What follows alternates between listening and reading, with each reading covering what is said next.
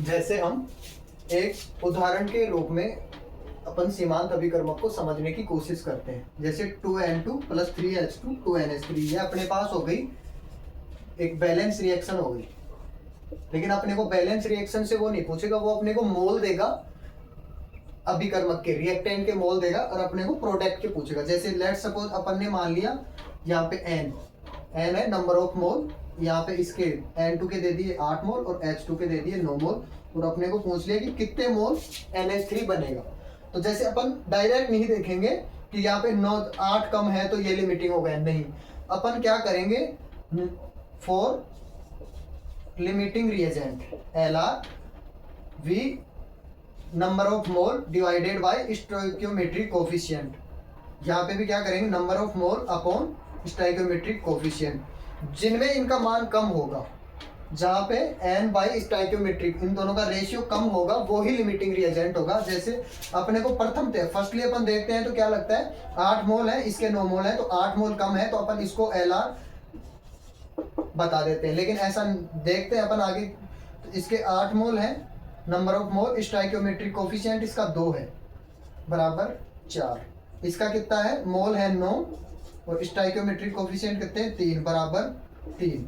तो यहाँ पे अपने को पहले क्या लग रहा था कि इसके मोल कम है तो यही LR होगा, जबकि ऐसा नहीं हुआ। यहाँ पे जो LR के लिए मोल और स्टोइकियोमेट्रिक कोफिशिएंट का जो अपने पास रेशियो आया वो 3, इसका कम आया, तो यहाँ पे इस अभिक्रिया के लिए अपने पास ये LR हो जाएगा। इस LR से अपन समझेंगे तो किस प्रकार से समझेंगे, उत्पाद के लिए क्या होता है, अपन पहले LR जैसे ही डिसाइड करते हैं तो किसी भी अभिक्रिया में जो n बाई स्टोइकियोमेट्रिक कोफिशिएंट के जो भी रेशियो होते हैं वो सबके लिए बराबर होते हैं। n बाई ये इसके लिए N2 के लिए हो गया बराबर number of mole upon stoichiometric coefficient, ये हो गया H2 के लिए, और number of mole upon stoichiometric coefficient ये हो गया NH3 के लिए।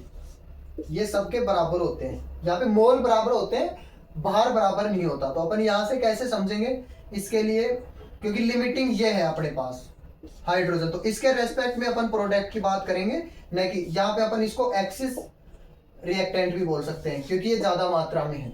तो इसको इसके रेशियो में देखेंगे तो इन दोनों को बराबर कर देंगे, तो यहाँ पे नंबर ऑफ मोल कितने हो गए 9 बटा स्टोइकियोमेट्रिक कोफिशिएंट 3।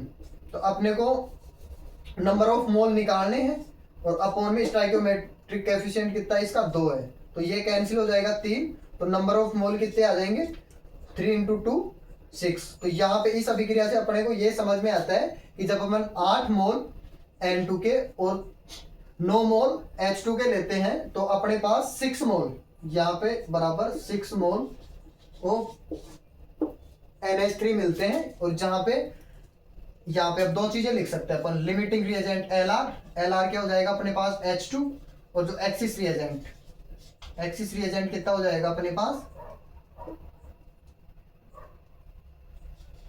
N2। अब इसमें एक चीज ये तो अपने को प्रोडक्ट की चीज है, प्रोडक्ट की साइड से अपने को मात्राएं पूछी, इसको अपन ये ऐसे भी पूछ सकता है कि ये जैसे ये चीजें अपन ने समझ ली तो यहाँ पे लिख देते हैं, ये तो हो गया अपने पास LR, ये हो गया ER। तो LR तो क्या, किसी भी अभिक्रिया के लास्ट में LR तो हमेशा कंप्लीट रिएक्ट कंप्लीट पूर्णतया अभिक्रिया कर लेगा, और उसकी अभिक्रिया के लास्ट में उसकी जो मात्रा रहेगी वो 0 रहेगी, वो पूरा अभिक्रिया करके उत्पाद में बदल जाता है। लेकिन जो एक्सिस रिएजेंट होता है वो आधिक्य अभिकर्मक जो होता है वो कुछ मात्रा बच जाती है। तो ये ऐसे पूछ सकता है कि जैसे अपने पास यहाँ पे ये 9 था, ये 8 था,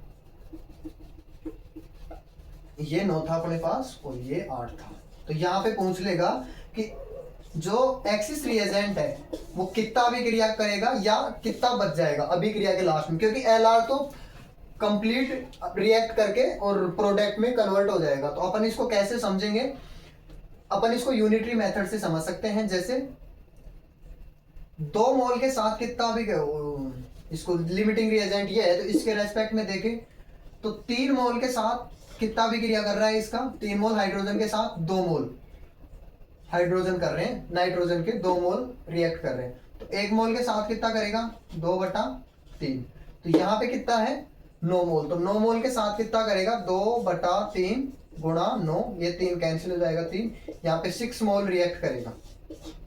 तो 6 मोल रिएक्ट करेगा तो 6 मोल तो रिएक्ट ये प्रोडक्ट में कन्वर्ट हो जाएगा, बच कितना जाएगा 8 - 6 इनिशियल माइनस रिएक्टेड, तो ये कितना हो जाएगा 2 मोल यहाँ पे बच जाएगा।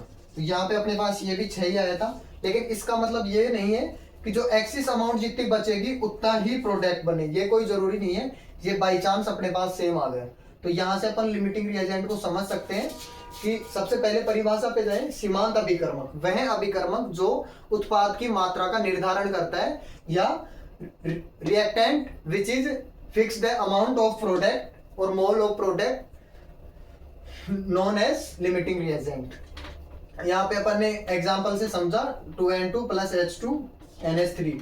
तो लिमिटिंग रिएजेंट वो होता है किसी भी अभिक्रिया में अपन समझे बैलेंस रिएक्शन में रिएक्टेंट साइड में जिस भी रिएक्टेंट का n by stoichiometry mole by stoichiometric coefficient mole बटा रस समीकरण मिति अनुपात जिसका कम होगा वही उस अभिक्रिया के लिए सीमांत अभिकर्मक की तरह कार्य करेगा, और उसी के माध्यम से हम आगे जाके प्रोडक्ट की मात्रा को निर्धारित करेंगे। ठीक है, अपना टॉपिक क्लियर हुआ सीमांत अभिकर्मक।